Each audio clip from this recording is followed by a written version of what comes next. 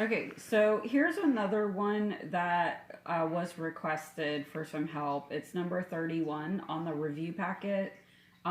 There's a lot going on here, I know, on the board, so I'll try to make sense of it for you.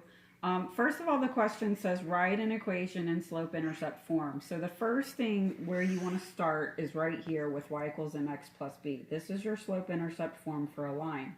M is your slope, b is your y-intercept. Those are the two things that you have to know to be able to write an equation for that line. Now, to be able to find the slope and the y-intercept, the m and the b for that line, you have to use the information in the problem.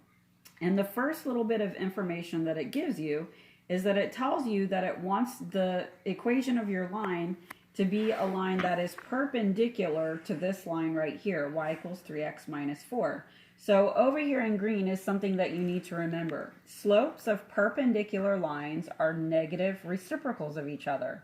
So if you want this new line or this new equation to be perpendicular to this line right here, to this equation, you need their slopes, their m's, to be negative reciprocals. So notice that this equation is already in slope-intercept form, y equals mx plus b. So we know that the slope of this line is 3.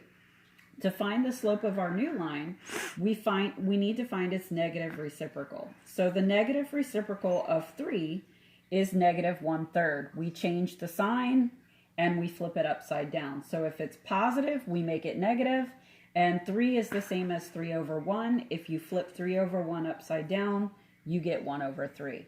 So negative reciprocal is going to be 1/3. That's why up here at the top, I have a negative 1/3 arrowed in here for our new m. Our slopes are negative reciprocals of each other. That's what's going to make those two lines perpendicular. Now, the second part is you still need your b, your y-intercept. To find your b, your y-intercept point, you're going to do what's in blue down here at the bottom. It says, now use your new slope and the point 3, 6, which it gives you in the problem. That's your x coordinate and your y coordinate.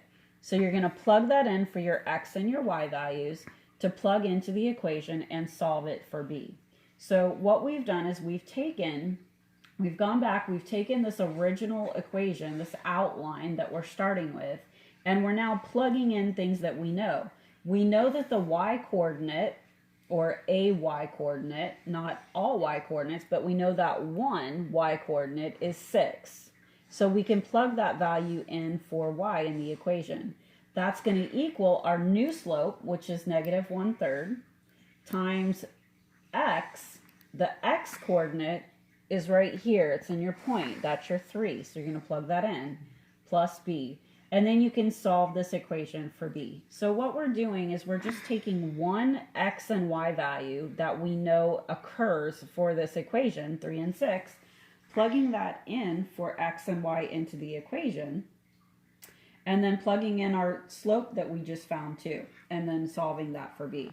So when you multiply the negative 1/3 times 3, that's the same thing as negative 1/3 times 3 over 1, multiply across, and that's going to give you negative 3 over 3, which becomes a negative 1. And so you get 6 equals negative 1 plus b. To get the b by itself, we want to move that negative 1 over. So we're going to add 1 to both sides, and we get 7 equals b. Now notice way up here, I've taken that b equals 7, and I've now plugged that in for my b. So final answer is going to be this equation with negative 1/3 plugged in for m and 7 plugged in for b. So here's your final answer. Y is going to equal negative 1/3 x plus 7. That is number 31 on your review packet.